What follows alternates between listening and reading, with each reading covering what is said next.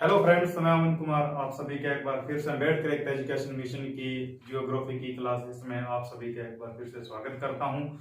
अपने world geography की series को आगे बढ़ाते हुए अपने ग्रहों के बारे में कर रहे थे, सौरमंडल के सिस्टम पे बात कर रहे थे, कौन कौन से ग्रह हैं इसके अंदर, ये सभी बातें अपने कर चुके हैं।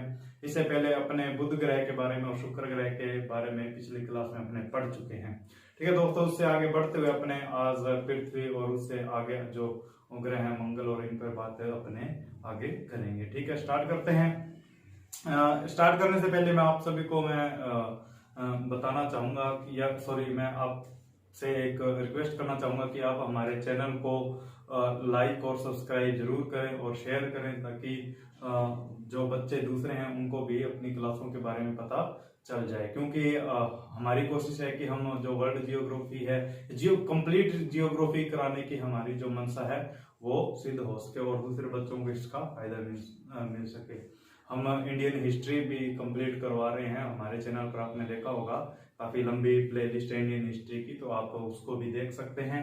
और जियोग्राफी भी मैं पूरी कंप्लीट करवाऊंगा, वो पूरी की पूरी इंडियन और वर्ल्ड दोनों पूरी कंप्लीट करवाऊंगा, एक भी उसमें से चीज मैं छूटने नहीं दूंगा। तो मेरी कोशिश है कि मैं धीमे से करवाऊं लेकिन अच्छा करवाऊं। तो उम्मीद है आपको मेरी क्लास से अच्छी लग रही होंगी। चलिए स्टार्ट करते हैं अपने आगे की क्लास को। ठीक है, चलिए तो आज हम करेंगे उससे आगे आने वाले जो ग्रह हैं। ठीक है, अपने बुध के बारे में कर चुके हैं, शुक्र के बारे में, शुक्र और बुध के बारे में अपने कंप्लीट बात कर चुके हैं। तो देखिए नंबर 3 पर जो हमारा ग्रह आता है वो आता है पृथ्वी। ठीक है, देखिए दोस्तों, पृथ्वी को कौन नहीं जानता, पृथ्वी ग्रह के बारे में सभी जानते हैं और इसके बारे में करते हैं कि क्या इसकी खास बातें हैं हमारी पृथ्वी की।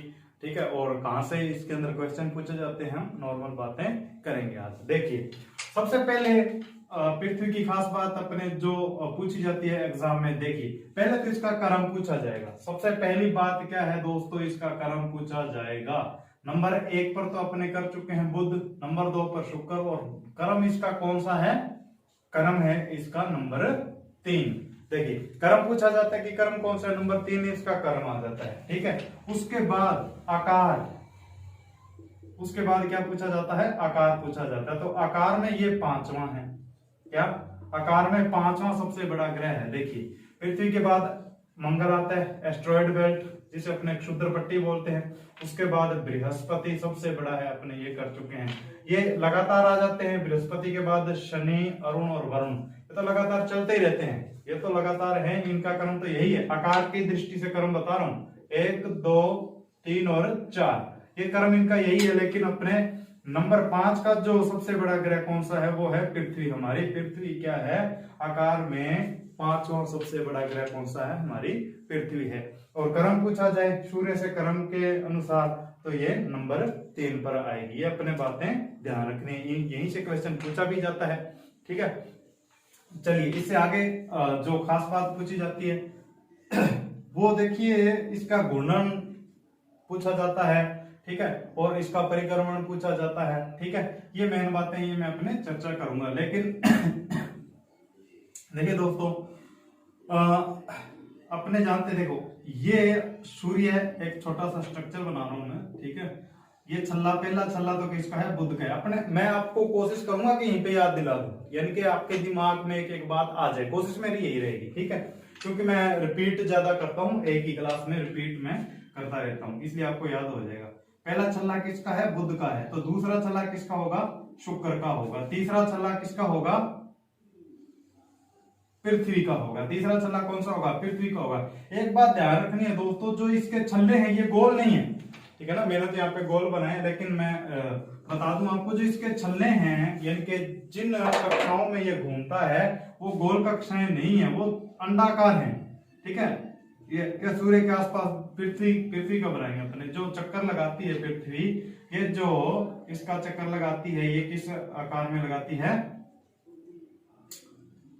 अंडाकार आकार में ये सूर्य का चक्कर लगाती है। देखिए यही रीजन है कि पृथ्वी के ऊपर ऋतु परिवर्तन होते रहते हैं। ठीक है, पृथ्वी के ऊपर क्या होते रहते हैं, ऋतु परिवर्तन होते रहते हैं। देखिए कैसे होते हैं वो थोड़ा मैं आपको समझा देता हूँ। समझाता हूँ केवल मैं आपको ऋतु परिवर्तन ही यहाँ पे समझाऊंगा थोड़ा सा भी, सर्दी और गर्मी क्यों आते हैं, बस इतना है, इससे ज्यादा नहीं, क्योंकि अपने ग्रह कर रहे हैं। एक बार पृथ्वी के डिटेल में नहीं चलेंगे, पृथ्वी का स्पेशल अध्याय आएगा आगे, जो आगे आने वाला अध्याय मैं आपको पिछली क्लास में बता चुका हूँ। उन अध्यायों में अपने पृथ्वी पर डिटेल से चर्चा करेंगे, इसलिए यहाँ पे थोड़ी सी चर्चा करूंगा, थोड़ा सा बताऊंगा बस आपको, ठीक है, कि पृथ्वी पर क्या होता है, ऋतु परिवर्तन क्यों आते हैं। क्योंकि नंबर 1 इसका रीजन क्या है, ये सूर्य का चक्कर किस आकार में, यानी कि अंडाकार में इसका ये चक्कर लगाती है, जिसके कारण ऋतु परिवर्तन होता है। देखिए एक बार ये सूर्य से काफी ज्यादा दूर जा रही है, यहाँ पर दूर जा रही है, ठीक है।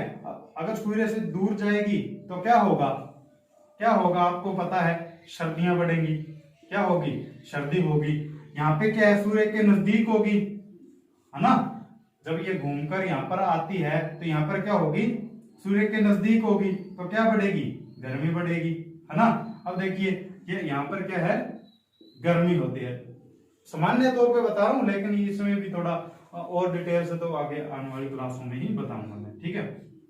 यहाँ पे देखो जो सामने है इधर, बाकी सर्दी और गर्मी का ध्यान रखें कि यहाँ पर क्या होती है, सर्दी जब ये दूर चली जाती है, और ये 6 महीने के होते हैं, आपको पता है, ये 6 महीने की सर्दी और 6 महीने की गर्मी होती है, तो ये बात अपने को ध्यान में रखनी है।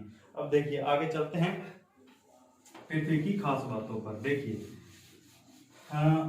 अब मैं आपको बता दूं कि पृथ्वी इसका परिक्रमण, सूर्य का परिक्रमण ये कितने दिनों में करती है, एक साल कितने दिनों का होता है, 365 दिन का होता है। देखिए जी जो सूर्य का परिक्रमण करती है 365 दिनों में करती है, ठीक है, 365 दिन 23 घंटे, कितने, 365 दिन 23 घंटों में क्या करती है, ये सूर्य का परिक्रमण करती है, दोस्तों, ये परिक्रमण होता है, ये परिक्रमण, ठीक है।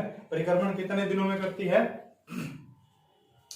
365 दिन, और सॉरी यहाँ पे 23 घंटे नहीं, सॉरी मैं बोल गया, 365 दिन और 5 घंटे, 365 दिन और 5 घंटों में क्या एक परिक्रमण पूरा करती है, क्या, पृथ्वी।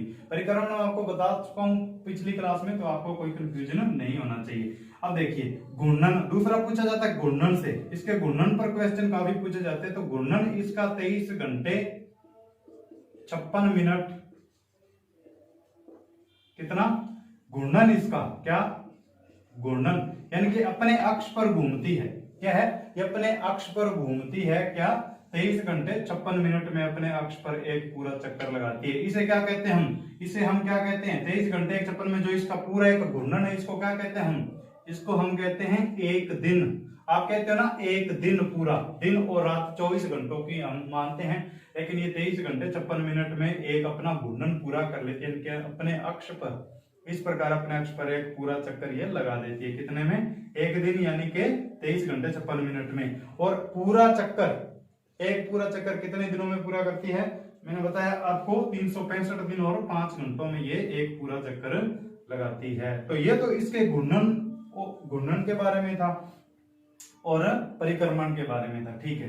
पृथ्वी की एक सबसे महत्वपूर्ण जो विशेषता है, ठीक है, उस पर बात करते हैं। जो महत्वपूर्ण विशेषता है कि सौरमंडल का एकमात्र ग्रह जिस पर क्या पाया जाता है, जीवन पाया जाता है। दोस्तों देखिए आपको लग रहा होगा कि सर ये तो हमें पता है ना, ये तो आपको लगेगा कि मुझे पता है, हमें पता है, माना आपको पता, सबको पता है कि पृथ्वी पर जीवन है, क्योंकि जीवित जीव हम देखते हैं अपने आसपास, तो ये तो है। लेकिन देखिए जीवन क्यों है, क्वेश्चन ये उठता है कि पृथ्वी पर ही जीवन क्यों है, ठीक है। तो इसी बात को अपने जानेंगे कि पृथ्वी में ऐसा क्या है कि यहाँ पर जीवन है। देखिए काफी परिस्थितियां जिसके कारण पृथ्वी के ऊपर क्या है, जीवन विद्यमान है, वो मैं आपको बताता हूँ, समझाता हूँ, तो समझे आप कि जीवन क्यों है पृथ्वी के ऊपर। देखिए आपने एक फेमस कहावत सुनी होगी, जल ही जीवन है, क्या सुना होगा, जल ही जीवन है, ठीक है। ऐसा नहीं है कि जल केवल पृथ्वी पर ही है और दूसरे ग्रहों पर भी है, ठीक है ना, लेकिन जल, कैसा जल, जब ये लिक्विड रूप में होगा, ठीक है, पिघले हुए रूप में, जिसे आप कहते हैं तरल रूप में। जिस ग्रह पर तरल रूप में क्या पाया जाता है, जल पाया जाता है वहां पर जीवन अवश्य ही पाया जाएगा। ये रीजन है। दूसरा देखिए, अब तरल रूप में है, ठीक है, और ये तरल रूप में क्यों है, ये भी क्वेश्चन होना चाहिए कि पृथ्वी पर तरल रूप में क्यों है और दूसरे ग्रहों पर क्यों नहीं। देखिए, अब मैं आपको ये बात पूरी डिटेल से समझाऊंगा, ये समझने वाली बातें हैं, आपको ज्यादातर बताया नहीं जाता। जब हम ये चैप्टर करते हो कोई हमें ये नहीं बताता कि पृथ्वी पर जीवन क्यों है और क्या रीजन है, और पृथ्वी पर जो अपने जल है वो तरल रूप में क्यों है, ठीक है, ये आपको नहीं बताया जाएगा, मैं आपको बता रहा हूं, ध्यान से सुनिए। देखिए, मेन स्थिति है इसकी, पृथ्वी की क्या स्थिति ही इसका रीजन है कि यहाँ पर क्या है, तरल रूप में। अब देखिए, ये एक ऐसा जोन होता है, ठीक है, इसको बोलते हैं गोल्डीलॉक्स जोन। क्या बोलते हैं? गोल्डीलॉक्स जोन बोलते हैं किसको? जो ये एरिया है, जो ये एरिया है सूर्य से दूरी के अनुसार, ठीक है, आप इसको समझें, जो ये एरिया है इसका पृथ्वी का, इसको क्या बोलते हैं? गोल्डीलॉक्स जोन बोलते हैं। गोल्डीलॉक्स जोन ऐसा होता है जहां पर जल क्या है, तरल रूप में पाया जाए, ठीक है, यानी कि जल किस रूप में पाया जाए? तरल रूप में पाया जाए। यानी कि देखिए, यहाँ पर सूर्य का तापमान जो है इतना हो, सूर्य का तापमान इतना हो कि ये जल क्या हो, तरल रूप में हो, यानी कि अधिक तापमान भी नहीं होना चाहिए। क्या? ये अधिक तापमान भी नहीं होना चाहिए कि यहां से जल क्या है, वाष्प बनकर उड़ जाए, है ना। यदि मान लीजिए ये दो ग्रह हैं, ये क्योंकि नजदीक हैं, ये गोल्डीलॉक्स जोन के अंदर नहीं आते क्योंकि ये नजदीक हैं, और यहाँ पर क्या होगा, यदि जल था भी, यदि कभी था अतीत में, मान लेते हैं कि शुक्र और बुध पर क्या था, जल था, लेकिन वो जल रहा नहीं। क्यों नहीं रहा? क्योंकि यहाँ पर अधिक तापमान है और वो वाष्प बन के उड़ गया है, ठीक है। अब देखिए, जो ये ग्रह हैं, यहाँ पर मान लीजिए है, यहाँ पर भी है, ठीक है, और यहाँ पर जो जल है वो किस रूप में है? वो ठोस रूप में। क्यों? क्योंकि ये सूर्य से दूरी के अनुसार ज्यादा दूर है, सॉरी, ठीक है, ये सूर्य से दूरी के अनुसार ज्यादा दूर है, तो यहाँ पर जो जल है वो तरल रूप में नहीं रह सकेगा, वो क्या होगा, जम जाएगा, हमेशा जमे रूप में रहेगा। तो जमे रूप में रहेगा तो वहां पर जीवन, आपने देखा होगा कि जो पृथ्वी पर भी अंटार्कटिका और जो ऊंचे स्थान है, बर्फीले स्थान है, वहां पर जीवन नहीं पनप सकता, वहां पर जीवन संभव नहीं हो पाता क्योंकि अधिक ठंड होती है, इसलिए, ठीक है। इसलिए कहा जाता है कि जो तरल रूप में जहां पर जल है वहीं पर क्या है, जीवन विद्यमान होता है। तो कहने का मतलब है, ये ऐसा स्थान होता है जहां पर तापमान क्या होता है, नहीं ज्यादा होता है और नहीं ज्यादा कम होता है, अच्छी स्थिति होती है, इसी को बोलते हैं गोल्डीलॉक्स जोन बोलते हैं, ठीक है। तो क्योंकि हमारी पृथ्वी क्या किस जोन में आ जाती है, आपको ध्यान में रखना है कि हमारी पृथ्वी गोल्डीलॉक्स जोन में आ जाती है, इसीलिए क्या है, यहाँ पर जीवन विद्यमान है। तो ये बात अपने को ध्यान में रखनी है, मोस्ट इंपोर्टेंट बात है, ठीक है। ऐसा नहीं है कि देखिए, और दूसरे भी सौरमंडल हैं, आपको पता सौरमंडल एक नहीं है, सौरमंडल अनेक है, अनेकों सौरमंडलों पर गोल्डीलॉक्स जोन है, ठीक है। भविष्य में देखिए ऐसे कुछ ग्रह खोजे भी गए हैं, ठीक है, जिस पर क्या है, ये अनुमान है कि वहां पर अभी हमारे पृथ्वी की तरह क्या होगा, जीवन होगा, लेकिन वहां पर जाना बेहद ही असंभव है। क्यों? क्योंकि देखिए, वो मान लीजिए कि 1200 प्रकाश वर्ष दूर है, कोई 1200 प्रकाश वर्ष दूर है, ठीक है, कोई इससे भी अधिक दूर है, जो पृथ्वी की तरह ग्रह हैं।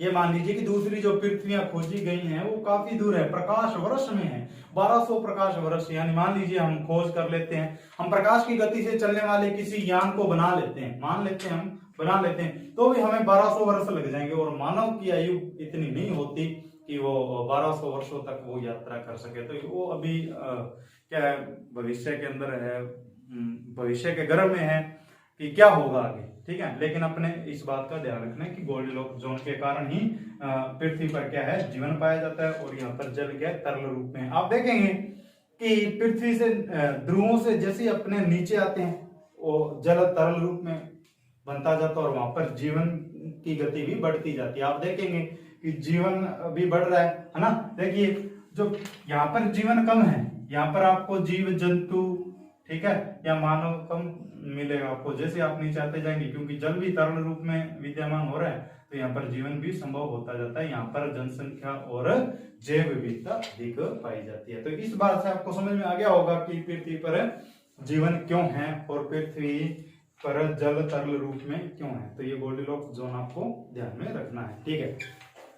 देखिए पृथ्वी के बारे में मेन बात ये है, ठीक है, जो मैं आपको बता चुका हूं, इसका घूर्णन आपको ध्यान में रखना है, इसको आपको इसका क्रम ध्यान में रखना है, आपको इसके आकार की स्थिति, और आपको ये भी ध्यान में रखना है। देखिए यहाँ पे मैंने क्या बताया था आपको, एस्टेरॉयड बेल्ट है, यहाँ पर क्या एस्टेरॉयड बेल्ट है, ठीक है। आंतरिक ग्रह, ये आंतरिक ग्रह कहलाते हैं, ठीक है, आपको बताया गया है। देखिए आंतरिक ग्रहों में सबसे बड़ा ग्रह, आंतरिक ग्रहों में सबसे बड़ा क्या, सबसे बड़ा ग्रह कौन सा है, वो हमारी पृथ्वी है, ठीक है। आंतरिक ग्रहों में सबसे बड़ा ग्रह कौन सा है, हमारी पृथ्वी है, ये आपको मैंने बता दिया, ठीक है। सबसे छोटा पूछा जाएगा तो बुध फिर है ही, वो तो पूरे सौरमंडल में ही है, ठीक है। और दूसरी बात देखिए, जो हमारी पृथ्वी है इसका एक उपग्रह है, इसका एक क्या है, उपग्रह है, ठीक है। क्या, एक उपग्रह है जिसका नाम क्या है, चंद्रमा, इसको हम चंद्रमा बोलते हैं। चंद्रमा हमारी पृथ्वी का चक्कर लगाता है, क्या करता है, चंद्रमा हमारी पृथ्वी का क्या है, आसपास उसके चक्कर लगाता है, ठीक है। ये बात आपको ध्यान में रखनी है कि पृथ्वी के कितने उपग्रह हैं। तो पृथ्वी का मात्र एक है जिसका नाम क्या है, चंद्रमा है, जो पृथ्वी का क्या करता है, चक्कर लगाता है। इसीलिए ये देखते होंगे आप, अमावस और पूर्णिमा आती है ना, हर 15 दिन के बाद ये चेंज होते रहते हैं। ये आगे डिटेल में अपने करेंगे उस चैप्टर में, बड़े मजे से समझाऊंगा मैं आपको, आनंद आएगा आपको जानने में, नई नई चीजें, मजा आएगा, ठीक है। चलिए ये तो बात हमारी पृथ्वी के बारे में थी, ठीक है। इसका उपग्रह कर लिया आपने, तो ये खास बातें हैं, ये आपको ध्यान में रखना। हाँ, ये जो हमारी पृथ्वी है ये 23.5 डिग्री अपने अक्ष पर झुकी हुई है। कहने का मतलब देखिए, ये पृथ्वी का वैसे तो 90 डिग्री का तो ये हो गया है ना, यहां से देखिए, यहां से सीधा, सॉरी 180, ठीक है। अब देखिए ये सीधी है, लेकिन ये अपने अक्ष पर झुकी हुई है, ठीक है। यदि टोटल वैसे देखा जाए तो ये इस प्रकार से क्या है, झुकी हुई है। कितने डिग्री, 23.5 डिग्री। हाँ, एक और बात मैं आपको नई अपडेट करवा दूं, नया जो अभी करंट में चल रहा है वो ये है कि जो पृथ्वी के अक्ष हैं वो खिसक रहे हैं, ध्रुव है वो खिसक रहे हैं, है ना। ये बात आपको बतानी में जरूरी है कि पृथ्वी के जो ध्रुव हैं वो क्या कर रहे हैं, वो खिसक रहे हैं, वो अब खिसक रहे हैं, ठीक है। रीजन क्या है, रीजन ये है कि नंबर वन तो है CO2 का बढ़ना। अब देखिए CO2 का बढ़ना, इससे क्या, CO2 का बढ़ना, कार्बन डाइऑक्साइड बढ़ रही है, मानवीय जो गतिविधि इसके कारण क्या, CO2 गैस बढ़ रही है, इससे पृथ्वी का तापमान बढ़ रहा है। और पृथ्वी का जब तापमान बढ़ रहा है, ठीक है, यहाँ पर पृथ्वी के ग्लेशियर वगैरह हैं वो पिघल रहे हैं, ठीक है ना। पृथ्वी के जो ग्लेशियर वो पिघल रहे हैं, और इससे क्या है, जल पिघल कर अनबैलेंस हो रहा है। तो इससे क्या है, मान लीजिए कोई गोल चीज है, उसके ऊपर यदि अनबैलेंस होगा, ठीक है, अनबैलेंस होगा तो उसके स्थिति भी तो बदलेगी ना, है ना। यही रीजन है कि इसका क्या है, दो रीजन बताए थे, एक तो CO2 और दूसरा है इसका जो भूमिगत जल है उसको उपयोग क्या है, मानव ज्यादा कर रहा है, तो इसलिए क्या है, इसके अक्षों में झुकाव ज्यादा हो रहा है, ये खिसक रहे हैं, पूर्व की दिशा में खिसक रहे हैं। अभी नई न्यूज है, यानी कि नई अपडेट है, ये आपको ध्यान में रखना है, ठीक है। तो ये बातें हमारी पृथ्वी के बारे में थी। तो पृथ्वी के बारे में फिलहाल मुझे लगता है कि इतना ही है, इसके अलावा तो कुछ पृथ्वी के बारे में शायद होगा भी, तो वो डिटेल में अपने करेंगे आगे, ठीक है। तो यहाँ पर इसकी जानकारी इतनी है, ठीक है। इसके बाद जो हमारा ग्रह आ जाता है वो आ जाता है मंगल। देखिए दोस्तों, मैं आपको आराम से करवाऊंगा, एक एक चीज समझाते हुए, ठीक है ना। और वीडियो को लंबी मैं बनाना चाहता अभी तक, ठीक है। तो आप ध्यान में रखें कि मैं आपको आराम से कराऊंगा सभी ग्रह, ठीक है, और आप डिटेल से करें, ठीक है। अब बात करते हैं मंगल की। कौन सा ग्रह, मंगल। अब देखिए मंगल को देखिए, ये हमारा मंगल ग्रह है, ठीक है, ये हमारा मंगल ग्रह है, ठीक है। अब देखिए क्रम क्या है, यहां से क्रम देखा जाए मंगल ग्रह का तो कौन सा है, नंबर 4, ठीक है, नंबर 4 क्रम इसका है, किसका, मंगल का। अब देखिए अब आकार में पूछा जाता है, ठीक है, आकार में 7वां नंबर आता है इसका, ठीक है। आकार में पूछा जाए, ये तो क्रम था, क्रम नंबर 4 का क्रम है। क्रम आपको याद रह जाएगा, मुझे सामान्य बात लगती है कि ये क्रम है वो बिल्कुल सामान्य बात है, आकार में थोड़ी सी दिक्कत आती है, वो आपको मैं बता ही देता हूँ। देखो ये मैंने पहले भी समझाया था, देखिए 5वां, 6ठा और 7वां। क्यों, मैंने क्या कहा था, शुक्र, क्योंकि इसकी बहन है, फिर इसका पड़ोसी मंगल, फिर तो ये है ही। तो ये थोड़ा सा मेथड आप लागू कर लेंगे तो आपको इसके आकार के बारे में भी ध्यान में रह जाएगा कि आकार में ये कौन से नंबर पर आता है, 7वां है। ठीक है, अब देखिए इधर से आंतरिक ग्रहों में पहला, इधर से यदि शुरुआत में देखा जाए तो आंतरिक ग्रहों में पहला ग्रह कौन सा आ जाता है, मंगल आ जाता है। तो मंगल की आपको ये बात ध्यान में रखनी है। ठीक है, या फिर आंतरिक ग्रहों में सूर्य से क्रम के अनुसार अंतिम ग्रह कौन सा है, तो वो है हमारा मंगल। ठीक है, अब देखते हैं इसके उपग्रह। ठीक है, मंगल के उपग्रहों की बात करते हैं।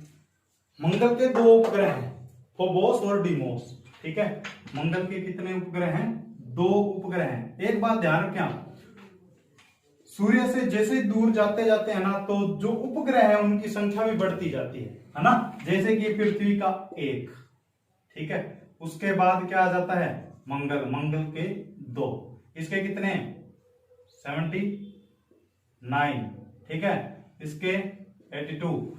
यानी कि यह आपको मैं बताऊंगा, आपको कंफ्यूजन होगा क्योंकि पुराने अभी नई अपडेट के अनुसार बताऊंगा आपको। देखिए यानी कि उपग्रहों की संख्या भी बढ़ती जाती है। मैंने रीजन बताया था, सौर पवन और सौर ज्वाला वाला मैंने रीजन आपको बताया हुआ है, जो आपको ध्यान में रखना है। अब देखिए मंगल के 2 उपग्रह मैंने बताया कि मंगल के कितने उपग्रह हैं, यहाँ पे पृथ्वी का 1 है और मंगल के 2 हैं। इससे क्या आपको याद भी रह जाएगा कि पृथ्वी के 1 और उससे बढ़ती जाती है संख्या, तो मंगल के कितने हैं, 2 हैं। एक तो है फोबोस, ठीक है, फोबोस और दूसरा है डिमोस। ठीक है, हाँ अब देखिए डिमोस की खास बात क्या है। ठीक है, फोबोस मंगल का बड़ा जो उपग्रह है वो है, और डिमोस मंगल का छोटा उपग्रह है। ठीक है, अब देखिए डिमोस सौरमंडल का, क्या सौरमंडल का, पूरा सौरमंडल है ना जो हमारा पूरा सौरमंडल का सबसे छोटा उपग्रह है। क्या है, उपग्रह है यानी कि सैटेलाइट। अभी आपको इस बात का ध्यान रखना, सबसे छोटा सैटेलाइट कौन सा है सौरमंडल का, तो वो कौन सा है, डिमोस है। ये खास बात है इसकी, मंगल की।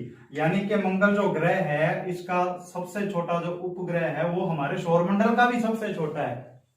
क्या बात है कि जो मंगल का डिमोस उपग्रह है यानी कि सैटेलाइट है, वो मंगल का छोटा क्या है, उपग्रह है, और ये हमारे सौरमंडल का भी सबसे छोटा उपग्रह है। तो ये बात अपने को ध्यान में रखनी है। अब देखिए मंगल को लाल ग्रह बोलते हैं। क्या बोलते हैं, मंगल को लाल ग्रह बोलते हैं। ये रीजन है इसका, इस पर आयरन ऑक्साइड की मात्रा अधिक है। जो आयरन ऑक्साइड है, ठीक है, मंगल पर आयरन ऑक्साइड की मात्रा अत्यधिक है, इसलिए क्या है, मंगल का रंग लाल दिखाई देता है आयरन ऑक्साइड की मात्रा होने से। जैसे कि देखिए हमारे ब्लड के अंदर आयरन होता है ना, इसलिए ये इसका रंग भी लाल होता है। उसी प्रकार से इसके अंदर आयरन है, आयरन ऑक्साइड है, तो ये भी हमें लाल रंग का दिखाई देता है। तो ये बात अपने को ध्यान में रखनी है। अब देखिए मंगल की दूसरी खास बात, ठीक है, ये जो अपना परिक्रमण करता है, ठीक है, परिक्रमण की बात कर रहा हूं मैं, परिक्रमण 687 दिनों में अपना एक परिक्रमण पूरा करता है। क्या 687 दिनों में। अब देखिए दिन भी बढ़ते जा रहे हैं ना, यहां से मैंने आपको बताया था कि इसका छल्ला बढ़ता जाएगा और इनके परिक्रमण के दिन भी बढ़ते जाएंगे, परिक्रमण के दिन बढ़ते जाएंगे और छल्ला इधर जाएंगे तो छल्ला भी बढ़ता जाएगा। तो ये स्वाभाविक सी बात है, ठीक है, ये स्वाभाविक सी बात है। अब देखिए दूसरी बात जो मैं आपको बताने जा रहा था, हाँ देखिए, हाँ मंगल ग्रह के ऊपर हमारे सौरमंडल का ही, क्या सौरमंडल का सबसे बड़ा पर्वत है। सबसे बड़ा क्या है, पर्वत है, और ये ज्वालामुखी पर्वत है। ध्यान में रखना आपको, ये ज्वालामुखी पर्वत है। ठीक है, हमारे सौरमंडल का सबसे बड़ा पर्वत कहां पर है, हमारे सौरमंडल का सबसे बड़ा पर्वत मंगल ग्रह पर है। कहां पर है, मंगल ग्रह पर है हमारे सौरमंडल का सबसे बड़ा पर्वत, और वो क्या है, एक ज्वालामुखी पर्वत है। इसका मतलब मंगल पर ज्वालामुखी फटते रहते हैं। मंगल पर क्या होते रहते हैं? ज्वालामुखी फटते रहते हैं। तो हमारे सौरमंडल का सबसे बड़ा पर्वत, तो ये देखिए माउंट एवरेस्ट से 3 गुना बड़ा है। क्या है? 3 गुना बड़ा है। लगभग ये 22 किलोमीटर, क्या 22 किलोमीटर ऊंचा है। इसकी हाइट आप सोच के देखिए, 22 किलोमीटर के लगभग, ठीक है, ये लगभग में है, ठीक है दोस्तों, ध्यान में रखना आपको, लगभग 22 किलोमीटर। वाह, एक सोचने में कितना 22 किलोमीटर चलते हैं, वैसे ही अपने को ऐसा लगता है कि कितनी दूर है। तो पर्वत की हाइट तो फिर ठीक है। तो ये माउंट एवरेस्ट से 3 गुना है, ये आपको ध्यान में रखना है। और इसका नाम क्या है? नाम बताने भूले हम आपको, ओलंपस मॉन्स। इसको क्या बोलते हैं? इसका नाम है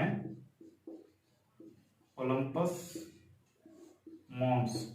इसको क्या बोलते हैं? ओलंपस मॉन्स बोलते हैं। ये क्या है?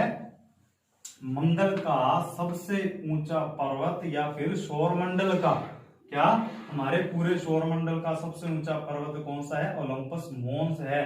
वैसे हमारे पृथ्वी का तो माउंट एवरेस्ट वो हमें पता ही है, लेकिन हो सकता है आपसे ये पूछ ले हमारे सौरमंडल का, ठीक है, सबसे ऊंचा पर्वत कौन सा है? तो ओलंपस मॉन्स है, ठीक है। ये लगभग कितना है? 22 किलोमीटर है, 22 किलोमीटर, ठीक है। और एवरेस्ट से कितना है? 3 गुना है। ये अपने को ध्यान में रखना है। और ये क्या है? ये एक ज्वालामुखी पर्वत है, यानी कि ज्वालामुखी से बना हुआ पर्वत है। तो ये बात थी इसकी महत्वपूर्ण, ठीक है, जो अपने को मंगल के बारे में करनी थी। दोस्तों मैं कोशिश कर रहा हूँ कि ज्यादा लंबी वीडियो भी ना हो और आपको डिटेल से भी बता दिया जाए, इसीलिए हो सकता है आपको ये लग रहा हो कि एक ग्रह कैसे बता रहे हैं। 2 मैंने कल बताए थे, 2 मैं आपको आज बता रहा हूँ, ठीक है।